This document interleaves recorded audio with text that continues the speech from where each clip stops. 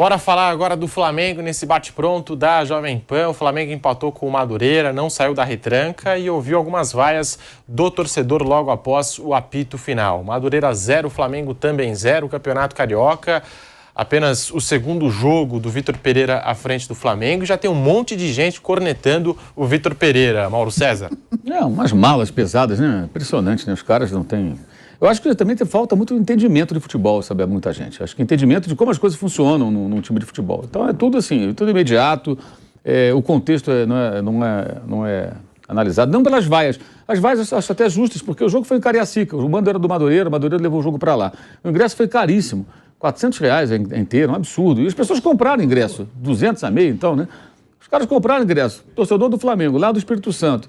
E vê um 0x0 com o Madureira, o cara fica aborrecido, claro, quer ver uma vitória, quer ver um gol, pô. Então a vaia desse torcedor, eu acho que é pertinente, é uma reação natural de alguém que comprou um ingresso caro, foi ver o seu time de coração, uma oportunidade rara, é muito raro o Flamengo jogar lá. Em 2016 teve muitos jogos lá, inclusive, que não tinha estádio no Rio de Janeiro, o Maracanã estava envolvido com a Olimpíada, aquela coisa toda, mas não tem ido para lá. Então o cara foi, comprou ingresso, levou o filho, foi todo mundo, juntou os amigos, alguns foram de cidades, outras ali viajaram, viram um 0x0, claro que é frustrante, o camarada vai vaiar.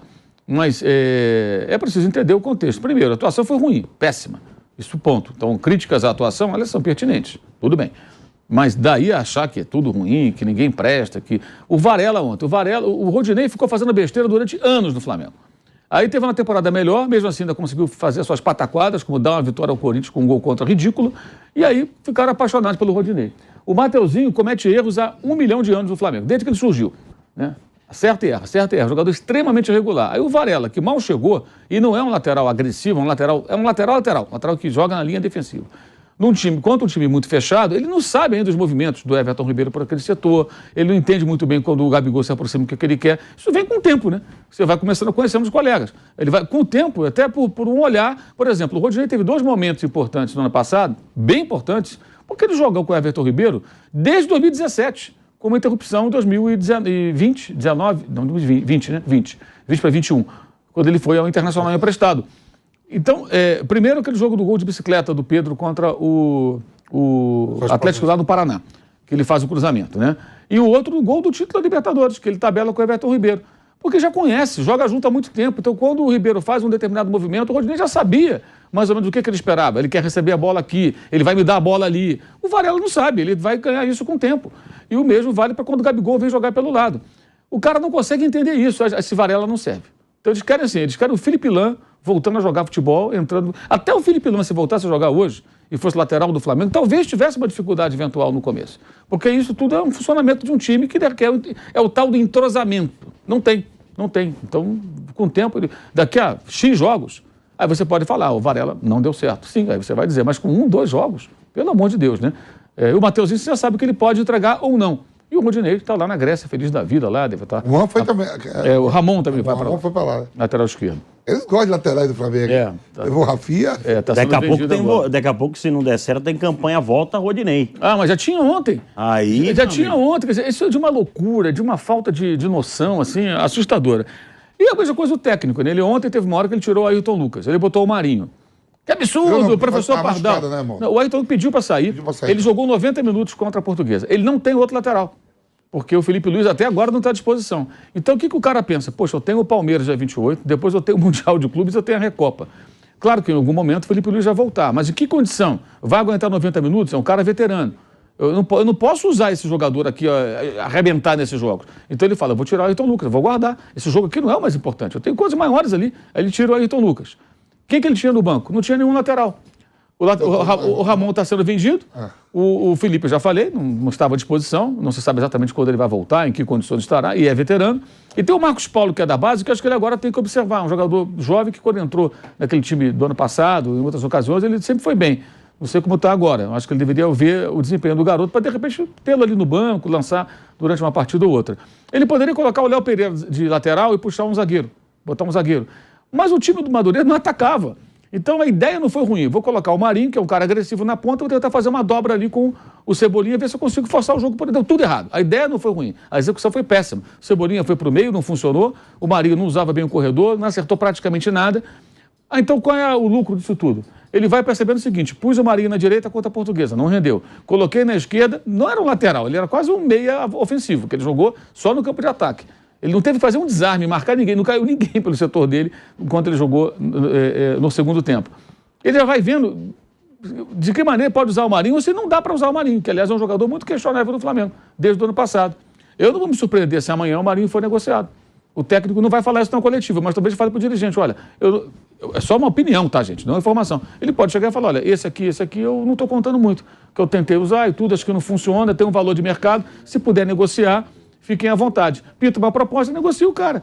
Se alivia a folha para contratar o jogador, de repente entra um cara minguar ali, se o outro clube pagou para o empréstimo, uma aquisição do jogador, houve uma especulação de que o São Paulo estaria interessado, mas que só queria pagar o salário, o Flamengo gastou dinheiro nele, então vai querer pelo menos alguma grana, né? Se amanhã um clube se interessar, pode ser que saia. Eu acho que esses jogos servem para isso. Ah, mas ele não conhece o Marinho? Uma coisa é conhecer de ver. Outra é você treinar, orientar, mandar o jogador fazer determinadas funções e saber se ele funciona ou não. Então o jogo foi ruim, as críticas são pertinentes, tem que criticar mesmo, problema nenhum. Mas daí achar que nada presta, não entender alguma história. Ah, tirou o Pedro, botou depois o Mateusão, porque ele tirou o Pedro. Aí ele falou no coletivo, eu tirei o Pedro porque eu estou preocupado com o desgaste do Pedro. Eu não quero perder o Pedro na hora da onça beber água. Esse jogo não interessa, gente. O que interessa é Palmeiras, Mundial de Clubes, Independente Del Valle na Recopa Sul-Americana. E esses jogos vão acontecer dia 28, que dia é terça de carnaval? Final de fevereiro, quer dizer, é final do mês, né? Ou seja, no intervalo de mais ou menos um mês, o Flamengo vai fazer Palmeiras, Mundial de Clubes, que são 2 jogos, se tudo der certo, né? Semifinal e final, e os 2 jogos, na terça de carnaval e na terça seguinte, contra o Del Valle. Então o Flamengo vai jogar em Brasília, o Flamengo vai jogar depois no Rio, valendo o título. Depois o Flamengo vai lá para o Marrocos, vai fazer 2 jogos, cidades diferentes até, né? Depois sai de lá, volta para cá, aí vai jogar na terça de carnaval em Quito, depois volta para jogar no Maracanã. Tem viagens, inclusive. Então, não entender isso, repito, criticar a atuação é pertinente, a torcida vaiar no estádio, eu acho que é justo, o cara pagou e ficou aborrecido com o que viu, não gostou, ninguém gostou, mas daí achar que o Varela não serve, que o técnico é professor Pardal. Então, assim, traz um técnico mais do mesmo para fazer as coisas de sempre, porque é normal que o cara faça experiências, que ele troque, que ele tente. Ah, o Jesus não fazia isso. Não, o Jesus na Libertadores, contra o Emelec lá no Equador, meteu o Rafinha na linha de meias. Foi um desastre, o Flamengo perdeu o jogo. Aliás, foi um jogo bem polêmico, quebraram o tornozelo do Diego e o cara nem amarelo tomou, nem era para ser expulso.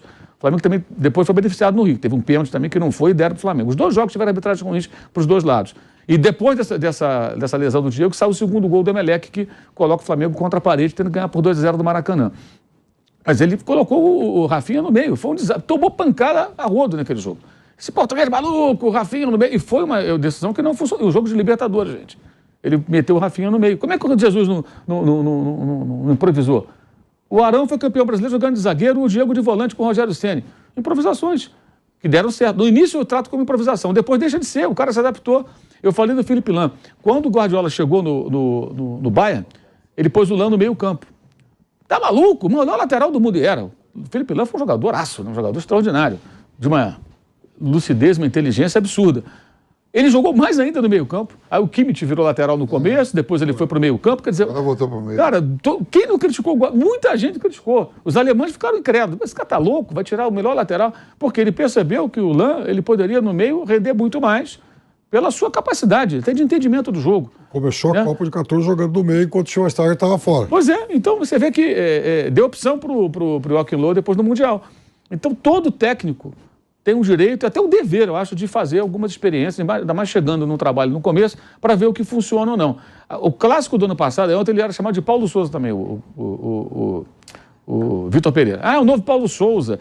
Ah, porque o Paulo Souza escalava Everton Ribeiro na lateral. Em fevereiro do ano passado, quando ele começou a escalar o time principal, ele escalou alguns jogos o Ribeiro na ala esquerda, na linha de 3, ele na ala esquerda. Teve um jogo em março, começo de março, contra o Bangu, foi 6-0. Nesse jogo, o Everton Ribeiro jogou já no meio campo. Ele nunca mais jogou na ala esquerda. Aí, no final do ano, ele jogou poucas partidas, não deu certo. E o técnico, o Paulo Souza, cometeu seus erros, mas ele abandonou, ele testou. O Ribeiro foi lateral no Corinthians, na base, no começo dele, no profissional. Então, ele era lateral esquerdo. Então, ele tentou ali uma adaptação que ele queria encaixar todos os jogadores talentosos no time. Não deu, descartou, voltou para o meio campo. Mas o Lázaro, que ele enfiou naquela função, funcionou. Funcionou, ganhou espaço, jogou em outras funções, o Flamengo vendeu, ainda faturou uma grana com a venda do jogador que estava ali. Ó. Era aquela promessa que nunca decola, né? E conseguiu negociar bem o jogador. Então, as experiências são necessárias. É teste, gente. Teste funciona ou não. E o Flamengo ontem, o Madureira fez um favor ao Flamengo, que desafiou o Flamengo uma situação que vai se repetir. Ó. Eu vou jogar fechado e vou fazer cera, vou dar porrada, e deu porrada no primeiro tempo, o juiz foi muito condescendente, isso vai se repetir várias vezes. E quero ver você me ganhar. O Flamengo foi reprovado no teste da retranca do Madureira. Então o Madureira fez um bem ao Flamengo. Eu falo sempre do jogo da Inglaterra, do Tite, antes da Copa de 2018, que a Inglaterra jogou com linha de 5, toda desfalcada, e o Tite reclamou. Ele falou, não é para reclamar, é para você agradecer. Isso é um amistoso. E você viu que teve problema. Ainda bem que foi um amistoso. Ao invés de reclamar, Tite, na época eu falei, eu sempre vou dizer, corrija. Porque na Copa vai acontecer. Claro que sempre vai acontecer esse tipo de coisa contra o Brasil. Então, acho que o Madureira ontem ajudou o Flamengo, porque impôs uma dificuldade que a Portuguesa, por exemplo, não foi capaz de oferecer. O Flamengo venceu com facilidade. Agora, claro que tem que corrigir, as críticas são pertinentes, mas o não entendimento de coisas básicas, eu acho que realmente... Por isso que eu digo, essa torcida, essa ala, tem que ignorar. Se você fosse pautar por um cara que não entende a preocupação do técnico, o único lateral que ele tem disponível, ele tirar esse cara, e aí ele tem que colocar alguém, ele coloca um jogador e não dá certo, e achar que isso é o fim do mundo, quanto o Madureira em Cariacica, pelo Cariocão, pelo amor de Deus.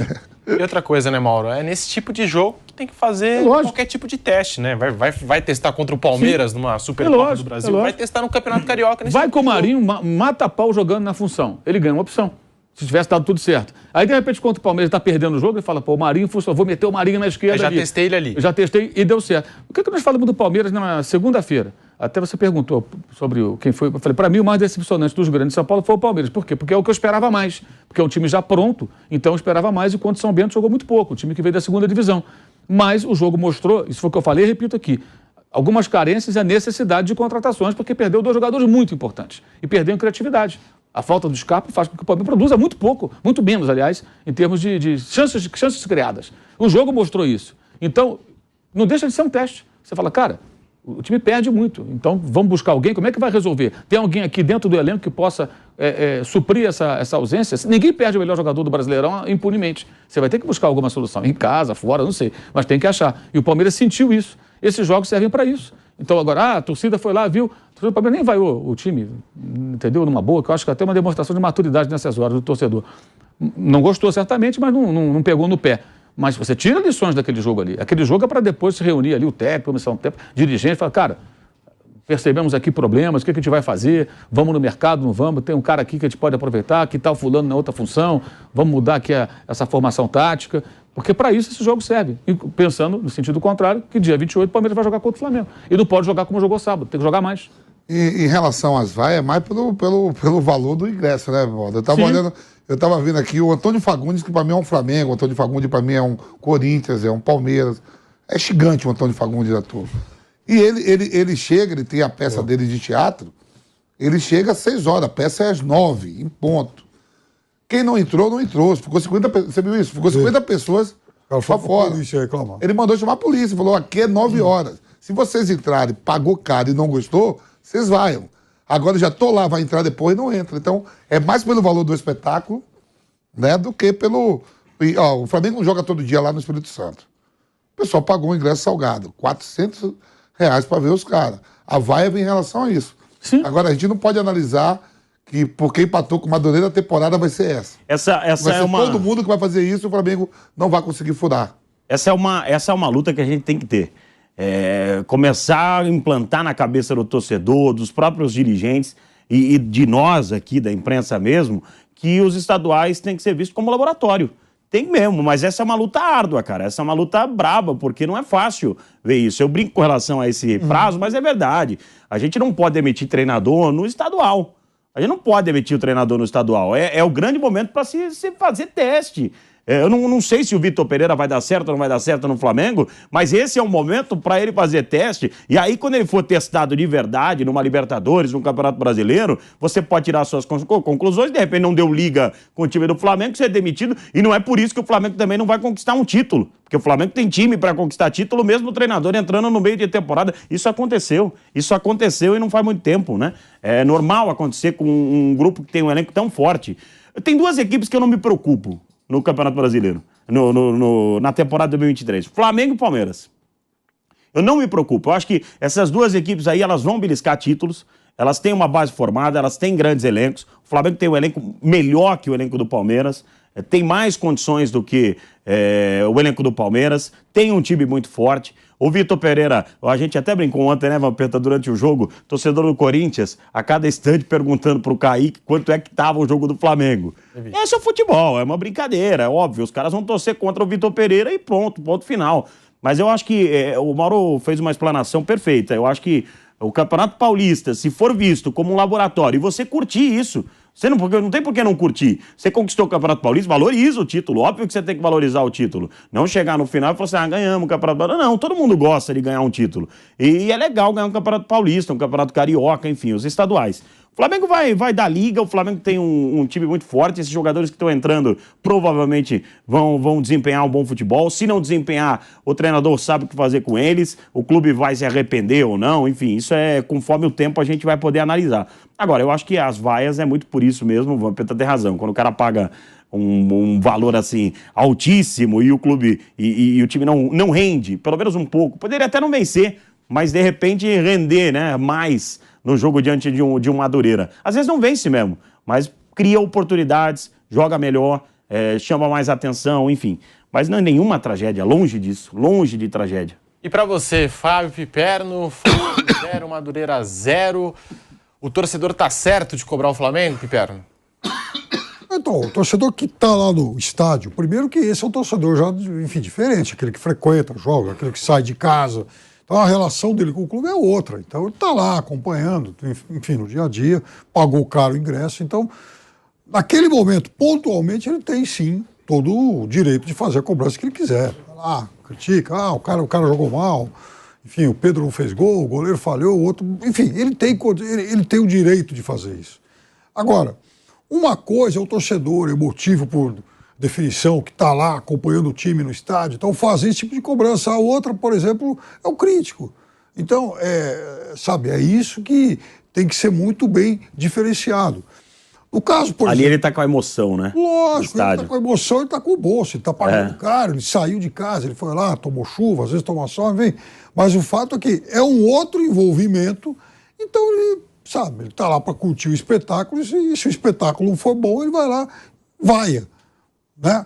Eu acho que a vaia faz parte também desse contexto. Ela é lícita, ela é justa, quando o time merece. Agora, a questão é como é que também o dirigente vai absorver isso aí. Puxa vida, eles vaiaram, preciso fazer alguma coisa. Pô, esse técnico não serve, Vamp. A culpa é sua que você trouxe um técnico ruim. Então não é, sabe, não é assim. E depois, as coisas não são tão imediatas, as coisas não são tão instantâneas assim.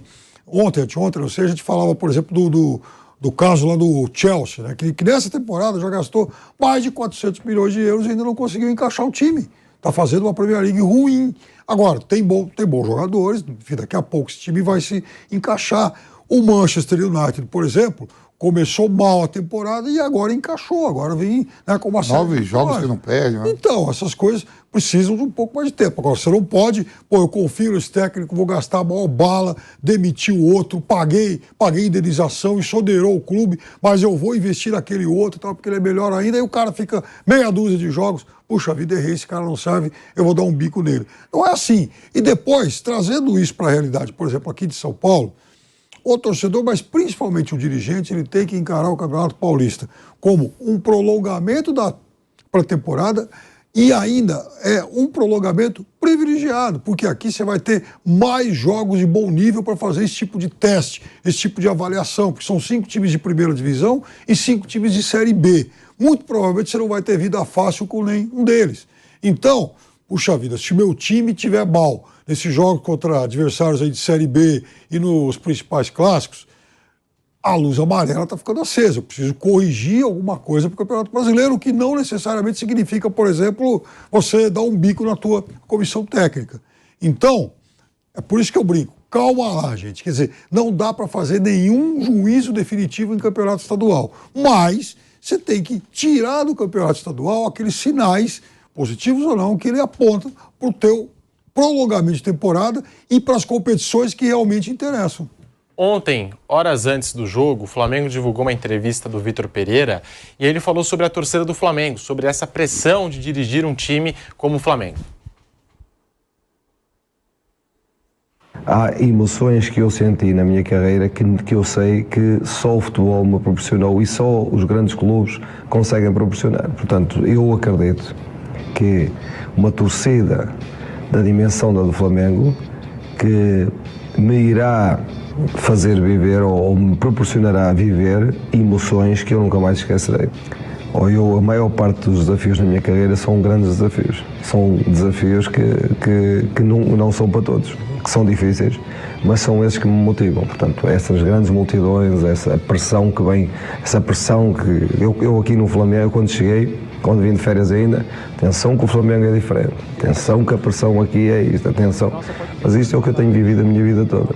E isso é o que eu preciso para estar ao meu melhor nível. E eu sinto, eu estou mesmo ao meu melhor nível quando essa pressão está presente. Porque se essa pressão não estiver presente, já me aconteceu algumas vezes, eu vou-me embora porque sinto que me falta essa emocionalidade que me faz estar ao meu melhor nível, que já não me desafia.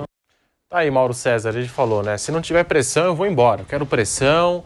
E a torcida do Flamengo é diferente. Essa entrevista foi divulgada pelo Flamengo horas antes desse empate contra o Madureira. E até falando também das substituições, ele colocou o Marinho no lugar do Ayrton Lucas, colocou o Mateusão na vaga do Gerson, torcida do Flamengo reclamando. Mas quando você muda o comando técnico e o Flamengo vem mudando de uma forma constante, é normal que o técnico vai fazer as suas experiências, né? Ainda mais em início de temporada, Campeonato Carioca. O Mateusão também foi muito criticado ontem, né? De fato, né? Ele tem ido muito mal. Mas você imagina se o técnico chega no clube, né? Alguém acha que o Vitor Pereira estava vendo o jogo da base do Flamengo? Não acredito. Ele tem que ver os adversários do Corinthians, no ano passado, né? Ele treinava o Corinthians. Ele tem que ver o principal do Flamengo. Pode até ouvir falar, tem um jogador aqui, tem outro ali, mas não vai poder ficar se dedicando, se debruçar nisso. Ele chega no Flamengo, alguém vai lá e fala, ó, da base tem esse, tem esse, tem esse, tem esse. Tem o Mateusão, fez trocentos gols em tantos jogos. Opa, vamos ver. Aí põe para treinar, de repente o garoto vai lá bem e tal, faz... Aí põe no jogo não consegue render. Por quê? Pesa, se assusta. Ontem teve uma bola que era para ele chutar, ele tentou passar para o Gabigol, que estava completamente impedido. Isso é óbvio que o moleque está inseguro. Ele não está pronto para esse teste. Eu acho até que ele não deveria insistir. Volta para a base, observa, conversa com o moleque. Olha, você não está pronto. Olha o que você fez aqui. Mostra o vídeo. Você podia ter chutado no gol. Ou então, dá mais uma chance, mas conversa, prepara, dá confiança. Pode no profissional e não ser relacionado e botar para jogar na base. Exato, joga na base. Para ele aprender com os caras e não perder ritmo de jogo. O Hendrick fez isso um tempo. Exato. É muito evidente que, assim, o que acontece? Esses jogos agora mostram assim, o torcedor fala, o Mateusão é um bonde, esquece. Eu sempre falo, a torcida do Flamengo chamava o Adriano Imperador de bonecão do posto. Porque o Adriano é grandão e tal, e pegava no pé. A Flávia Mimi já dos anos lá, 90 lá e tal, né? Já reclamava. Você vê que vem de longe essa história de mimimi. É um negócio, nem existia a expressão mimimi, e já estavam lá os caras reclamando. Bonecão do posto, que ele fica balançando o braço assim, né? Pô, negócio de maluco isso, cara. O cara é Adriano Imperador. Porra. Então, não tem que dar ouvido para esses caras. Esquece, deixa falar à vontade e tal. Então o Mateusão ele tem que ter um certo cuidado e tal. E ele fala sobre pressão, o cara treinou ano passado, os dois últimos clubes dele, Fenerbahçe e Corinthians. Pô, não se dizer mais nada. Treinou o Porto, um dos grandes de Portugal. Está acostumado, claro, a treinar times onde as torcidas são exigentes e vão cobrar. Isso aí para esse cara não é novidade, não é nada de outro mundo. E o que ele falou também, eu concordo. Você não quer ter tipo de cobrança, então vai treinar time pequeno e ganhar pouco. Ninguém vai encher até o saco.